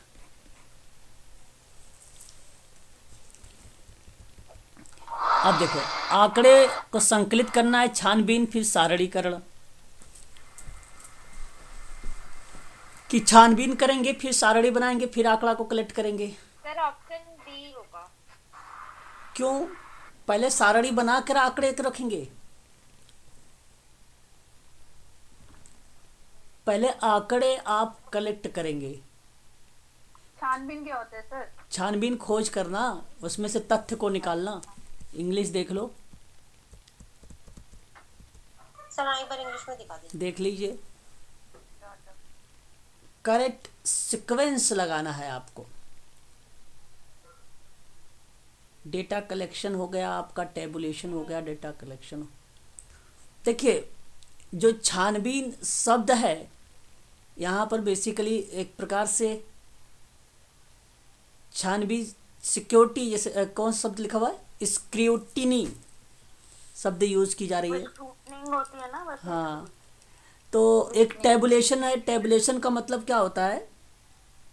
टेबुलेशन का मतलब सारणी बनाना। टेबल, हाँ यस सर, टेबल बनाना। हाँ, तो सही जवाब ऑप्शन नंबर ए होगा भाई, ए। सर ए, हाँ ए होगा। ए होगा, ऑप्शन ए करेक्ट होगा। टेबुलेशन बाद में होगा सर। टेबुलेशन, हाँ, सारणी पहले उससे पहले खोजेंगे तभी तो बनाएंगे। अब ऐसे थोड़ी है कि हमने पहले यहाँ पे एक मान लीजिए शेड्यूल बना लिया, क्रम, ठीक है भाई, इसमें 6 से लेकर 9 साल के बच्चे हैं, ठीक है। अब जब तथ्य आएंगे तभी तो निकालेंगे कि 6 से 9 साल के बच्चे इसमें जाएं, फिर 9 से लेकर 12 साल के बच्चे इस ग्रुप में आए। ये सारणीकरण हो रहा है आपका, है ना, मतलब क्लासिफिकेशन हो रही है, ठीक है। एक देखो, टेबुलेशन होता है जो किताबों में होता है, किताबों में लिखा होता है, जो सार्वभौमिक सत्य है, और एक कैलकुलेशन होता है जो निकालते हैं आप लोग। टेबुलेशन, कैलकुलेशन, ठीक है। टेबुलेशन दिया, टैबुलेशन वो टेबल बनती है, हेलो सर। टैबुलेशन में सर वो टेबल्स बनती है जो हम तथ्यों का संकलन करते हैं और उसके बाद में उसका सारणीकरण करते हैं, तब उसके बाद कैलकुलेट करेंगे और एनालिसिस करेंगे और जनरलाइजेशन करेंगे लास्ट। वही चीज़ तो मैं बता रहा हूँ आपको, वही चीज़ है ना, ठीक है। देखिए अगला सवाल, सारणी बनाना आंकड़ों का प्रविष्ट और छानबीन, फिर उसी पे आधारित समझो सवाल है। पर आंकड़ों की पुष्टि करना, आंकड़ों को रखना, प्रविष्ट करना, प्रवेश, आंकड़ों को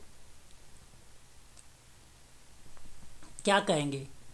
ए बी सी डी में से कौन सा सही होगा? Sir C option. हाँ, आंकड़ों की पुष्टि करेंगे फिर छानबीन फिर सारणी बनाएंगे, बिल्कुल सही। Option number C is the right answer. C आपका सही रहेगा,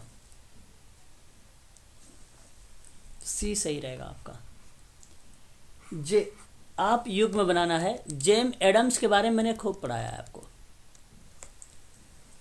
जेम्स एडम्स किसके अकॉर्डिंग आएंगे? मेथड एंड सोशल वर्क में जेम्स एडम्स। सर स्क्रीन में फिर ब्लॉक हो गई, आप ऊपर करिए थोड़ा सा। हाँ भाई, सबके यहाँ हो गया ब्लॉक क्या? सर अब आइए क्लियर, सर दिख रही है। और एक है HB ट्रेकर। HB ट्रेकर आएंगे सोशल ग्रुप वर्क में। सोशल ग्रुप वर्क में MS गोरे आएंगे आपका जो है सोशल डेवलपमेंट में, डेवलपमेंट, प्रॉब्लम सॉल्विंग में ये आएंगे, है ना। बताओ जवाब इसका option C option. C option.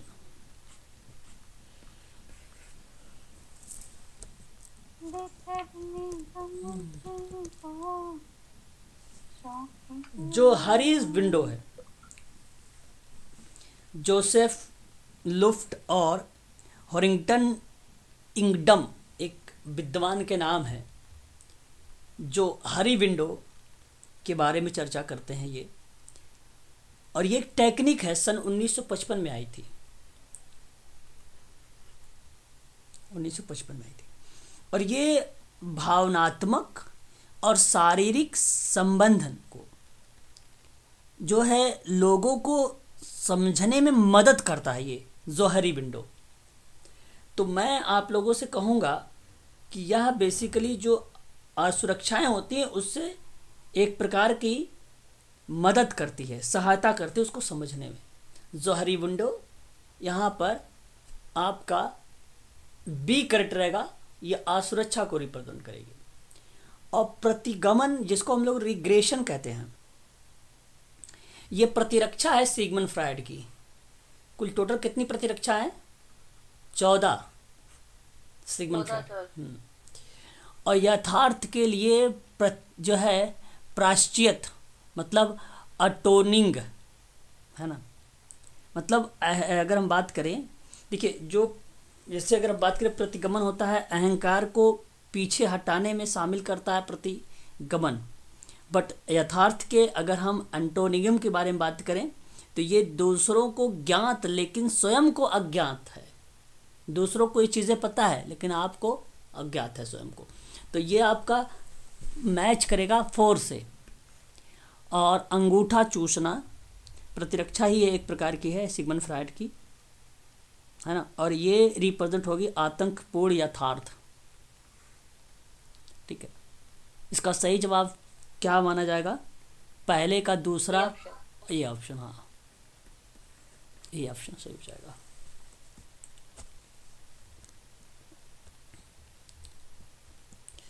मिलान करना है आप लोगों को, है ना,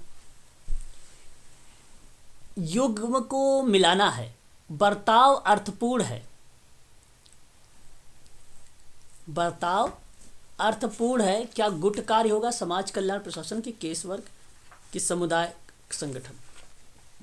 समुदाय संगठन सर। हाँ, बर्ताव अर्थपूर्ण है तो कम्युनिटी ऑर्गेनाइजेशन होगा, बिल्कुल सही जवाब। विशिष्ट उद्देश्य अगर हम बात करें, उद्देश्य, हाँ तो गुट का होता है सर विशिष्ट। बिल्कुल, गुट का विशिष्ट हो जाएगा। गुट एक विशेष उद्देश्य से बनता है। उत्तरदायित्व का सिद्धांत, तो ये समाज कल्याण प्रशासन का सर, केस वर्क में होता ही है सर। बिल्कुल। और ये एजेंट आपका दृष्टिकोण वाह है। एजेंट दृष्टिकोण, एजेंट और सेवार्थी दोनों बोलते हैं। 1 का 4, 2 का 1 है सर, ये तो किसी ऑप्शन में भी नहीं है। 1 का 4 है लेकिन 2 का 1 नहीं है सर। विशिष्ट उद्देश्य सर केस वर्क में दिखा रहे हैं। विशिष्ट उद्देश्य केस वर्क में दिखा रहा है। Yes sir. विशिष्ट अगर 1 का 4 है तो 1 मिनट रुको। अच्छा, विशिष्ट उद्देश्य ग्रुप वर्क में, उत्तरदायी इसमें। अब ज़रा देखिए, बी का 1 को कहीं मैच हो रहा है? बी 1 में हो रहा है, बी यहाँ पर भी 1 में है। सी का 2 से, सी का 2 से, ए का अब थर्ड कट गया। अब ए का बर्ताव अर्थपूर्ण की बात करें तो बर्ताव अर्थपूर्ण है, केस वर्क में रख लो, और वाह एजेंट को इसमें रख लो। हाँ सही है, यही सही है, ऑप्शन नंबर बी करेक्ट है, ऑप्शन नंबर बी करेक्ट है ना। उत्तरदायित्व का सिद्धांत गुट कार्य में होता है। विशिष्ट उद्देश्य का भी सिद्धांत आपका इसमें बनेगा। विशिष्ट उद्देश्य का सिद्धांत समूह कार्य में बनेगा, इसमें कोई दो राय एचबी ट्रेकर का। विशिष्ट उद्देश्य सर केस वर्क में। 1 मिनट, उत्तरदायित्व का सिद्धांत,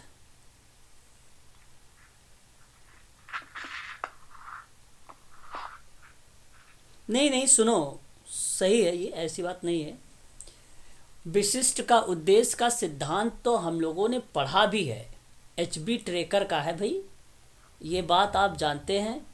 और ये प्रश्न आ भी चुका है, जहाँ विशिष्ट उद्देश्य का सिद्धांत होता है वो एचबी ट्रैकर का समूह कार्य को रिप्रेजेंट करता है। बात रही उत्तरदायित्व का सिद्धांत। उत्तरदायित्व का सिद्धांत बेसिकली लोक उत्तरदायित्व का सिद्धांत को रिप्रेजेंट करता है, जहाँ जनता के प्रति जवाबदेही को रिप्रेजेंट करता है और कहता है कि हम लोक प्रशासन की भाषा में इसको समझने का प्रयास करते हैं। और लोक प्रशासन की बात जब होती है तो समाज कल्याण प्रशासन ऑलरेडी वहाँ पे इन्वॉल्व होता है। इसलिए आपका सी समाज कल्याण प्रशासन को प्रस्तुत करेगा, इसमें कोई दो राय नहीं है। और विशिष्ट उद्देश्य भी समूह कार्य को प्रस्तुत करेगा, कोई दो राय नहीं है। और आपका बर्ताव अर्थपूर्ण है, अर्थपूर्ण है, ये केस वर्क को होगा। और जो एजेंट वगैरह की बात हो रही है, वाह अभिकर्ता एजेंट की दृष्टिकोण पॉइंट ऑफ व्यू की बात करें तो कम्युनिटी ऑर्गेनाइजेशन को रिप्रेजेंट करेगा। एक बार इंग्लिश भी देख लो आप लोग, और भी आपको स्पष्ट हो जाएगा, है ना। बिहेवियर इज मीनिंगफुल की बात अगर हम लोग करें तो किसको रिप्रेजेंट कर रहे हैं हम लोग? केस वर्क को, बिल्कुल सही होगा। स्पेसिफिक ऑब्जेक्ट ग्रुप वर्क को, principle of responsibility public administration को, और जो एक्सटर्नल एजेंट अप्रोच होता है कम्युनिटी ऑर्गेनाइजेशन का। सही है आपका भाई, ऑप्शन नंबर करेक्ट जो माना जाएगा पहला वाला, पहला ही गया ना? नहीं, बी ऑप्शन, बी ऑप्शन गया है, हाँ बी करेक्ट होगा आपका। बी सही है, बी आपका सही है। बी सही कहाँ गया? अच्छा बी सही है, हाँ मैं बी देख रहा, किसी और ऑप्शन। ठीक, आगे बढ़िए। अब डॉक्टर भीमराव अंबेडकर किससे प्रस्तुत? डॉक्टर भीमराव अंबेडकर बताएं। Doctor Bhimrao Ambedkar. Sir English वाला दिखाओ, इसमें सही नहीं दिखता, कट रहा है। क्या होगा? ओके, कट रहा है। People's education society. Doctor Bhimrao Ambedkar का अगर नाम आता है तो पीपल एजुकेशन सोसाइटी से आती है, ठीक है। Sir Dorabji Tata graduate school of social work से आएगा। और रतन टाटा ये किसको रिप्रेजेंट करेंगे? स्ट्रीट, हाँ बिल्कुल। और SNDT, हाँ वुमेन्स यूनिवर्सिटी। पूरा नाम बताएं। क्या ये बता दीजिए पहले। क्या चीज? SNDT। बताइए पूरा नाम इसका क्या है? नहीं पता? अच्छा, श्रीमती नाथीबाई दामोदर, ठीक है, ठाकर वुमेन्स यूनिवर्सिटी।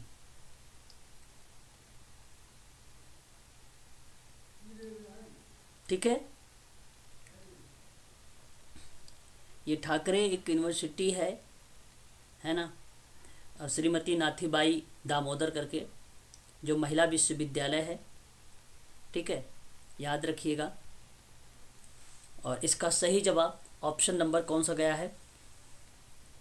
पहला वाला, हाँ ए वाला सही जवाब हो जाएगा, है ना।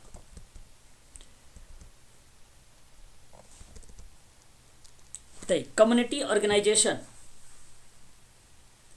क्या इसमें होगा? एक केस वर्क है, ग्रुप वर्क प्रशासन है, समाज कार्य प्रशासन है। देखिए कम्युनिटी ऑर्गेनाइजेशन साक्षात्कार, और जो आपका केस वर्क है वो आपका आएगा कॉन्सेप्टलाइजेशन से, और जो ग्रुप वर्क प्रशासन होगा वो आपका कार्य प्रोग्राम मीडिया से, और समाज कार्य प्रशासन जो होगा संयोजन से। ठीक है, कौन सा ऑप्शन जा रहा है? B number sir, sorry sir, B option जा रहा है। बी ऑप्शन करेक्ट हो रहा है। ओके ठीक। केस वर्क तो इंटरव्यू में आएगा ना सर? इंटरव्यू में केस वर्क होता है, लेकिन यहाँ पे कम्युनिटी ऑर्गेनाइजेशन कॉन्सेप्टलाइजेशन जो होता है वो आपका केस वर्क को ही रिलेट करेगा। टेक्निक अगर यहाँ पे लिखा होता तो भाई किसी में टेक्निक थोड़ी ना है कि हर जगह टेक्निक यूज़ हो रही हो, है ना, कि समाज कार्य की केस वर्क की टेक्निक इंटरव्यू में हम रख लेते हैं, टेक्निक यूज़ नहीं हो रही है, इसलिए टेक्निक ना लगा के इन्होंने एक एक शब्द का चुनाव करने का बात कहा है ना। तो जो शब्द है उससे रिलेट करेंगे। तो कम्युनिटी ऑर्गेनाइजेशन जो है मुलाकात या साक्षात्कार के माध्यम से हम क्या ले सकते हैं, डेटा ले सकते हैं। कॉन्सेप्टलाइजेशन से भी हमारी चीज़ें यहाँ पे क्लियर हो जाती है। ग्रुप प्रशासन से मीडिया की भूमिका आ जाती है, और फिर उसके बाद जो समाज कार्य प्रशासन हो जाएगा वो संयोजन से हो जाएगा, है ना। टेक्निक नहीं लिखा हुआ है इसलिए टेक्निक नहीं लगाएंगे हम। टेक्निक होता तो हमारा साक्षात्कार जाता उस पर। ठीक है, क्वेश्चन नंबर कौन सा आ गया अब? 1 मिनट, 49 यहाँ पर देखिए, केस कार्य तकनीकी। स्क्रीन पर नहीं दिखाई दे रहा है क्वेश्चन। आज क्या बात हो गई भाई? वैसे तो आज हम हमारे यहाँ नेटवर्क पूरा है। थोड़ा ब्लर हो रहा है। ओके, जरा बताइए अब क्वेश्चन नंबर 46 बताइए आप। केस वर्क जो तकनीकी है वो किसको रिप्रेजेंट करेगी? अब यहाँ पे समझिए, व्यक्तिकरण को। ये अब देखो सिद्धांत है एक तरफ, यहाँ पे ग्रुप वर्क तकनीकी,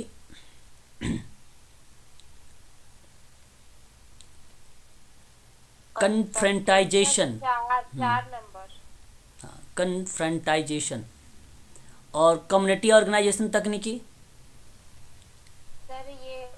कॉन्सेप्टलाइजेशन, है ना, बिल्कुल सही। और अधिकार, आधुनिक प्रशासन का सिद्धांत। ओके, यहाँ पे अधिकार आता है। कौन सा ऑप्शन सही गया? कोई सा भी नहीं जाएगा। ए, सर बी। 1 मिनट, 1 का 3, बी का 4, सी का 1, डी का 1 है ना, सी का 2, 3, सर ए ऑप्शन 4, और डी 2, ऑप्शन में सेम दे रखा है। ए ऑप्शन और डी ऑप्शन देखिए ना सर। हाँ, तो ये बेसिकली कॉमन नंबर मिला होगा, 2 ऑप्शन आ गए हैं इसमें, ठीक है, बट यहाँ पे बी वाला ही सही है, ठीक है, कॉमन नंबर आ गए हैं इसमें, होता है, ठीक है। ड्रॉप किया गया है ये सवाल, ठीक है। क्वेश्चन 47, समाज सुधार की बात करते हैं। समाज सुधार सुधार कार्य हो गए तो सिंपल से समाज सेवा स्वयंसेवी कार्य हो जाएगा। परिवीक्षा कार्य क्या होता है? कल्याणकारी प्रशासन हो जाएगा। और संयोजन जो होगा समाज की संरचना में परिवर्तन हो जाएगा। ठीक है, ये तो कौन सा सही गया? 2 1 4 3 2 1 4 3 कहाँ पे है? ऑप्शन नंबर सी में, सी वाला सही है आपका। नर्मदा बचाओ आंदोलन के बारे में तब पढ़ाई होगा। नर्मदा नदी पर सरदार सरोवर बांध थी, है ना, 1961 में इसका क्या था, उद्घाटन हुआ था। पंडित जवाहरलाल नेहरू ने किया था सहमति। यहाँ पे अगर हम बात किए जल विवाद को लेकर बात थी इसमें 1969 में। तो मेघा पाटेकर का नाम आएगा इसमें। तो चिपको आंदोलन तो पता ही होगा आपको, 1973 में, 1973 में चमोली यूपी के सुंदरलाल बहुगुणा ने स्टार्ट किया था। शुरुआत तो बेसिकली 1970 में हुआ था। चंडी प्रसाद भट्ट, गौरा देवी और गोविंद सिंह रावत की भूमिका इसमें रही है कि नहीं। और सर्वोदय तो विनोबा भावे क्या जाएगा 1951 में, है ना। पोचमपल्ली गांव तेलंगाना में है ना, भूमि को लेकर है। संपूर्ण क्रांति 1974 में, 1974 में जयप्रकाश नारायण बताइए कहाँ गया, आप बताइए, ऑप्शन बताइए। Option number A sir. Option number A is the right answer. ठीक, चलिए, मैरी रिचमंड का नाम किस में आता है? सोशल डायग्नोसिस में। लीडिया रिपोर्टर का नाम किस में आता है? संकट में हस्तक्षेप। बहुत इंपॉर्टेंट सवाल है। संकट हस्तक्षेप में, क्राइसिस इंटरवेंशन। हाँ, इसको इम्पोर्टेंट कर लीजिएगा। एच पल्लामेन समस्या समाधान में गैशल कोनफ्का बच्चों में जो है संस्था में बच्चों के साथ ग्रुप वर्क है ना, ये आपका सही जाएगा। तो 2 1 4 3 ऑप्शन नंबर देख लीजिए, 2 1 4 3 बी।